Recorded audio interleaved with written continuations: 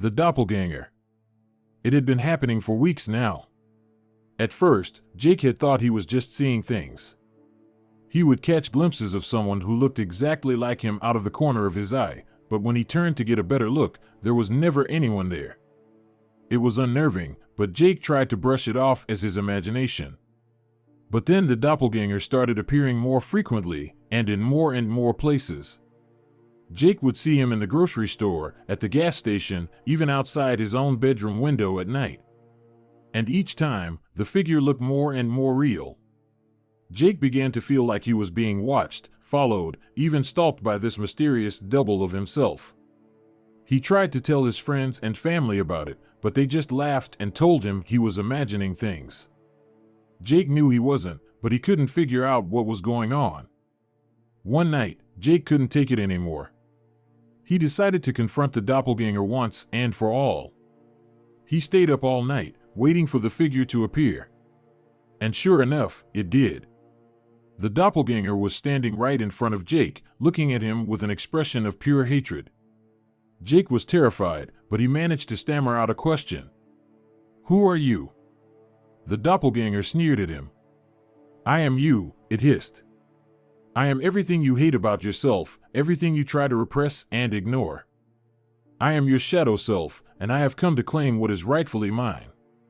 Jake couldn't believe what he was hearing. "What are you talking about?" he asked.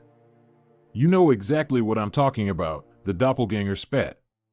"All those secrets you keep locked away, all those feelings you try to pretend don't exist. I embody them all, and I won't be ignored any longer. I want control, and I won't stop until I get it." Jake was horrified. He had always known he had his fair share of demons, but he had never imagined they could take physical form. He didn't know what to do, but he knew he couldn't let the doppelganger win. With a burst of determination, Jake lunged at the doppelganger. They struggled, each one trying to gain the upper hand. But in the end, Jake came out on top. He stood panting, looking down at the defeated doppelganger at his feet. "I won't let you control me," he said. "I won't let my fears and doubts consume me. I'll face them head on, no matter how hard it is."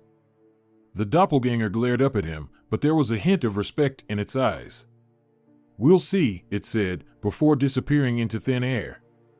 Jake knew the doppelganger would be back, but he was ready for it now. He had faced his own shadow self, and he was stronger because of it. He vowed to always be honest with himself, to never let his fears and doubts control him.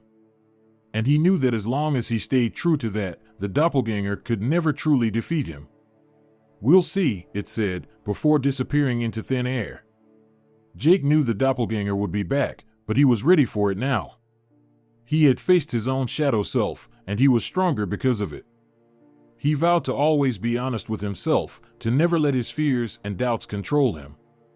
And he knew that as long as he stayed true to that, the doppelganger could never truly defeat him.